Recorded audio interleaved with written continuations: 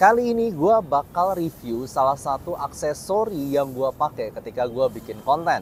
Kalau misalkan kalian udah perhatikan beberapa hari ini gue pakai mic baru yang bentuknya agak bulat seperti ini. Yes, ini yang akan gue review sekarang. Jadi halo dan selamat datang di Aftersound Review, dan inilah review gue untuk Boya Omic. Dan lu lagi memperhatikan, lu lagi mendengarkan secara langsung gimana performanya ketika gue pakai di situasi outdoor seperti ini, yang di sampingnya masih ada jalan, masih ada suara mobil. Dan di sekitar sini juga ada yang suara nyapu ataupun orang ngobrol. Ini kondisi real saat ini ketika gue ngerekam video ini. Jadi seperti biasa, gue akan breakdown review ini mulai dari build, juga fitur, kelengkapan, serta perbandingannya sekilas. Secara kelengkapan gue suka banget karena dia semuanya udah simple, ada dalam satu case seperti ini. Di dalam case-nya udah terdapat ada dua mic. Jadi kalau kalian butuh untuk misalnya wawancara atau vlogging yang perlu ngobrol sama orang lain, itu nggak perlu pindah-pindahin mic, langsung kalian langsung dapat dua. Dan juga kalian dapetin ini case-nya ini sekaligus charging case, dan plus lu dapetin receivernya satu, bisa pilih itu yang U untuk yang USB-C, dan versi D yaitu untuk versi yang iOS, ya untuk versi yang Lightning tepatnya.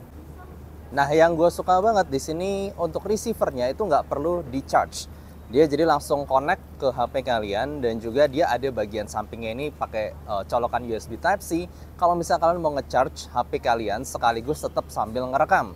Jadi sangat simple. Dan juga kalau kita ngomongin langsung tentang case-nya, ini bahannya seperti kayak semi leather ya, kayak leather fake leather yang jelas.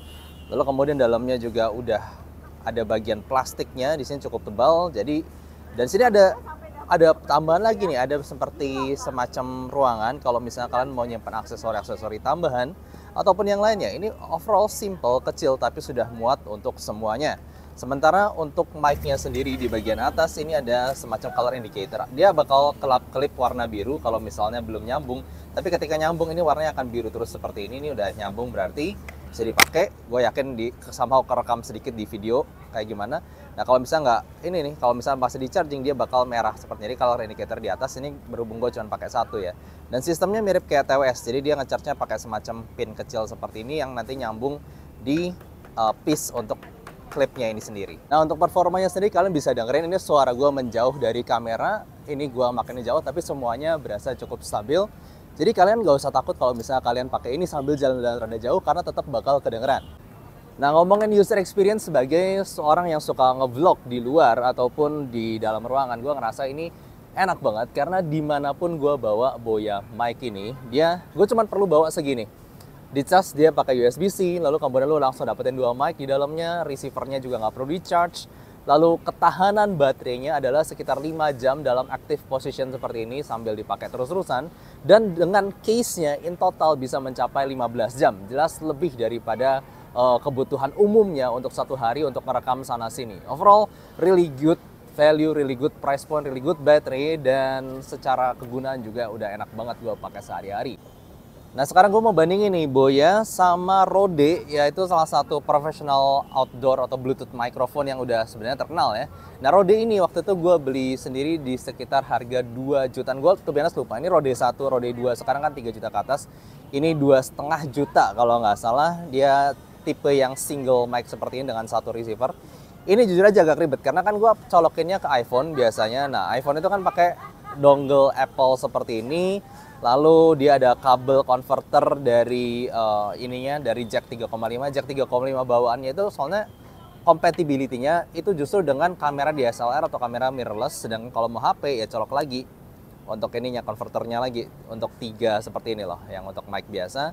Jadi ini jelas lebih panjang, lebih ribet, dan juga kalian nggak dapat case bawaan, ukuran juga lebih besar. Jadi nge-charge-nya satu-satu, gue charge yang receivernya sendiri, dan gue nge-charge yang head atau microphone ini sendiri, jadinya agak ribet aja, nggak dapat case bawaan. Kalaupun anyway kalian mau beli case dari Rode-nya sendiri, itu harganya kalau nggak salah sekitar 1 jutaan. Jadi ada additional fee lagi, additional cost lagi yang kalian butuhkan ketika mau semuanya lengkap seperti Boya ini. Sedangkan Boya jauh lebih compact, jauh lebih simple, nggak pakai converter apa-apa, langsung bisa nyolok.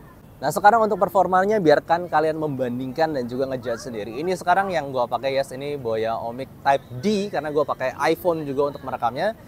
Dan inilah performa kalau gue nggak pakai mic apa-apa. Ini langsung mic dari iPhone-nya sendiri.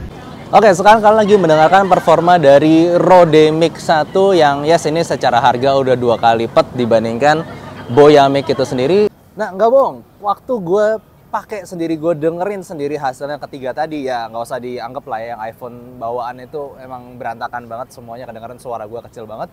Tapi perbandingannya Boya sama Rode, yes walaupun Rode suaranya lebih besar, tapi somehow lebih noisy. Dia lebih banyak nangkap suara-suara sekitar yang sebenarnya nggak dibutuhkan gitu ketika gue pakai untuk ngevlog. Sebaliknya, walaupun ini lebih simple, lebih kecil, tapi seolah ada kayak outdoor filter atau something yang bikin suara-suara di sekitar gue lebih kecil dan lebih ke-mute dibandingkan suara gue sendiri. Suara gue lebih bersih di sini, lebih bagus dan lebih terdengar jelas gitu. Sementara di Rode walaupun lebih besar, apalagi nih sekarang ada musik mulai di sini, gue ngerasa gue lebih cocok pakai yang Boya Mic ini untuk keperluan gue sehari-hari ataupun ngevlog di luar ataupun di dalam ruangan ataupun gue bawa kemana-mana. Jadi Indian gue cuma bisa bilang totally recommended.